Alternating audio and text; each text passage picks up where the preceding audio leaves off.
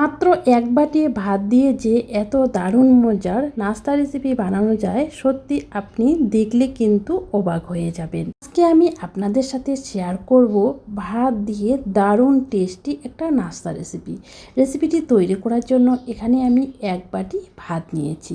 এখানে আপনারা কিন্তু যে কোনো ভাত নিতে পারেন। আমি নর্মাল যে চালটা দিয়ে ভাত তৈরি করি সেই ভাতটাই কিছুটা পরিমাণ বেঁচে গেছে, সেই ভাতটাই কিন্তু এক বাটি নিয়ে নিয়েছি। এই ভাতটাকে এবারে আমি একটা মিক্সিং জারের মধ্যে দিয়ে নেব। সম্পূর্ণ ভাতটাই আমি মিক্সিং জারে দিয়ে দিলাম। ওই বাটিরে হাফ বাটি দিয়ে দিচ্ছি পানি। এবারে ভাতটাকে ঢাকা বন্ধ করে ব্লেন্ড করে নেব। দেখো ভাতটাকে সুন্দর মিহি করে ব্লেন্ড করে নিয়েছি। এবারে আমি এই ভাতের পেস্ট বা ব্লেন্ড করা ভাতটা একটা ছাঁকনিতে নিয়ে নেব, আর একটা বাটি নিয়ে নিয়েছি, ছাঁকনিতে ছেঁকে নেব। অবশ্যই এই কাজটা করে নেবেন, নইলে কিন্তু রেসিপিটা খেতে ভালো লাগবে না। দুই একটা যদি ভাতের দানা থাকে সেক্ষেত্রে রেসিপিটা সঠিকভাবে তৈরি হবে না। একটা প্যাচুলার সাহায্যে আমি এভাবে ভাতটাকে নেড়ে চেড়ে ভাতটাকে ছেঁকে নিচ্ছি। ভাতের পেস্টটাকে আমি সুন্দরভাবে কিন্তু ছাঁকনি দিয়ে ছেঁকে নিচ্ছি। দেখো আমি সম্পূর্ণ পেস্টটাকে ছাঁকনি দিয়ে ছেঁকে নিয়েছি। দেখো দুই একটা টুকরো কিন্তু ভাতের থেকে গেছে, এটাকে আমি আলাদা করে নেব। এটাকে আলাদা করে রেখে দেব, এটা কিন্তু আমি এখানে ইউজ করব না। দেখো দুই একটা মোটা দানা কিন্তু থেকে গেছে। দেখো স্মুথ একটা কিন্তু ব্যাটার তৈরি হয়ে গেছে। এবারে এই ব্যাটারটাকে আমি নিয়ে নিলাম, নিয়ে এখানে আমি দিয়ে দেব 1 কাপ গমের আটা। অবশ্যই এখানে কিন্তু গমের আটা দেবেন। এই গমের আটাটা কিন্তু বাইন্ডিংয়ের কাজ করবে। এখানে ময়দা বা চালের গুঁড়ো কিন্তু একদম দেবেন না, অবশ্যই কিন্তু এখানে গমের আটা দেবেন। দিয়ে দিলাম বড় চামচের 1 টেবিল চামচ সাদা তেল আর পরিমাণ মতো নুন। এবারে ভালো করে মেখে নিয়ে একটা সফট ডো তৈরি করে নেব। এখানে আমার 1 কাপ আটা দিয়ে হয়নি, পরে আরও হাফ কাপ আটা আমি এখানে অ্যাড করেছি। আর দেখো সফট একটা ডো কিন্তু তৈরি করে নিয়েছি। এবারে ঢাকা দিয়ে আমি 5 মিনিটের জন্য রেস্টে রেখে দেব। 5 মিনিট পরে ফিরে আসলাম, ঢাকাটা তুলে নিলাম। দেখো সুন্দরভাবে কিন্তু আমার ডোটা সেট হয়ে গেছে। আর একটু মেখে নেব 1 থেকে 2 মিনিটের মতো। ডোটা যত ভালো মেখে নেবেন রেসিপিটা কিন্তু তত বেশি ভালো হবে।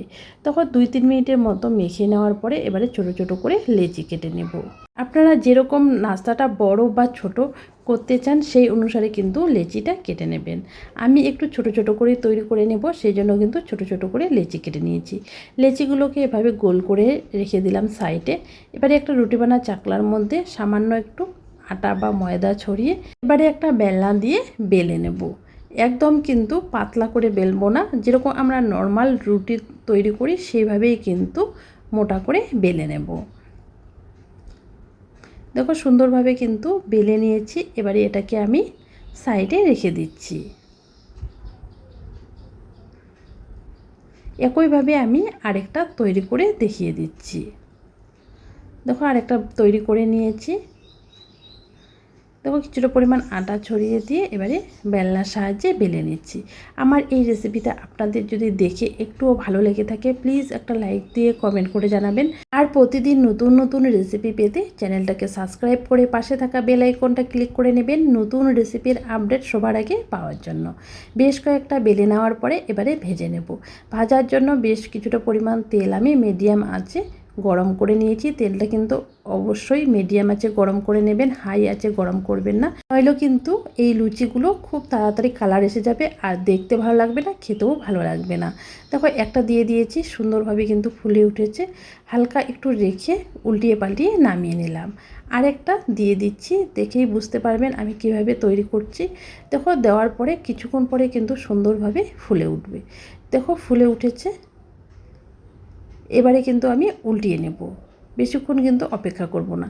এই লুচিগুলো কিন্তু কালার আসবে না, একটু এরকম সাদা সাদাই থাকবে, তাহলে কিন্তু দেখতে ভালো লাগবে আর খেতেও ভালো লাগবে।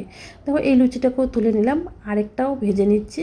দেখো সুন্দরভাবে কিন্তু প্রতিটা লুচি ফুলকো ফুলকো হবে, আর এই লুচিগুলো কিন্তু খেতেও অনেক বেশি ভালো লাগে। দেখো সবগুলো লুচি আমি একইভাবে ভেজে নিয়েছি। আর দেখো লুচিগুলো কিন্তু পরিবেশনের জন্য একদম রেডি। লুচিগুলো আপনারা আলুর দমের সাথে বা ডিম ভুনার সাথেও কিন্তু খেতে পারেন, খেতে কিন্তু দারুণ লাগে। বাড়িতে একবার হলেও তৈরি করে দেখার অনুরোধ রইল।